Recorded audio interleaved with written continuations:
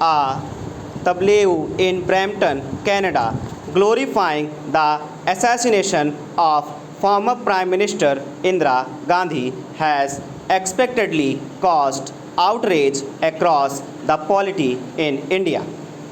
The tableau was part of an annual parade of Canadian Sikh separatist or Khalistani groups to mark their protest against Operation Blue Star in 1984.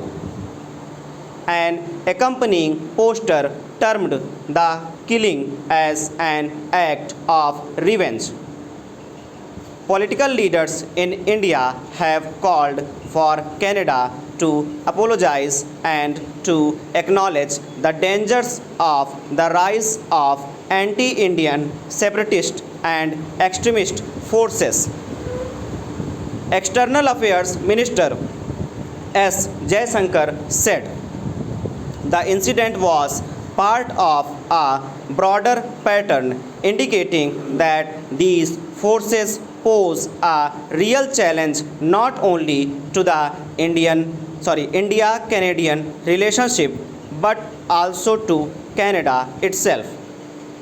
He suggested that the failure to act against these groups was due to a desire to cater to Canadian vote banks that the much broader community of about 8 lakh Sikhs constitute.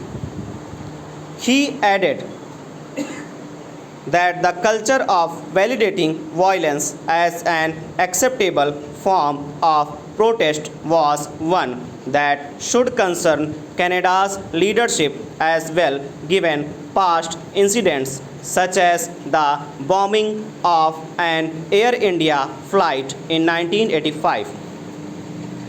India-Canada relations have been fraught over similar issues, as India has been protesting incidents of vandalism and anti-India and anti-Modi graffiti on temples and community centers there, as well as over Canadian Prime Minister Justin Trudeau remarks criticizing the Narendra Modi government's treating of Punjab farmers who were protesting the 2020 agriculture bill. As a result, India had called off high-level engagements and virtually snapped communications between New Delhi and Ottawa for several months before they were restored. The latest provocation could well lead to another such spiral, and both governments need to resolve the issues diplomatically if they want to avoid another nadir in bilateral ties. While the Canadian government is within its rights to protect free speech and expression in its country, it must understand India's concern that tableaus that glorify the assassination of a prime minister constitute inflammatory hate speech and could fuel radicalism.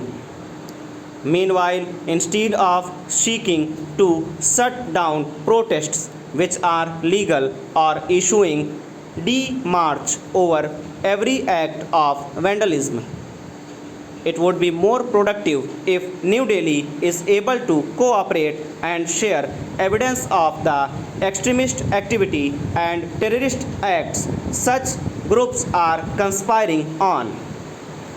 Given that Khalistani protests have been seen in Australia, the United Kingdom, the United States, and parts of Europe, the Modi government must now chalk out a broader diplomatic strategy to ensure a more effective way of dealing with the problem, which could even be discussed with the leaders of all these countries who are expected to visit India in September for the G20 summit.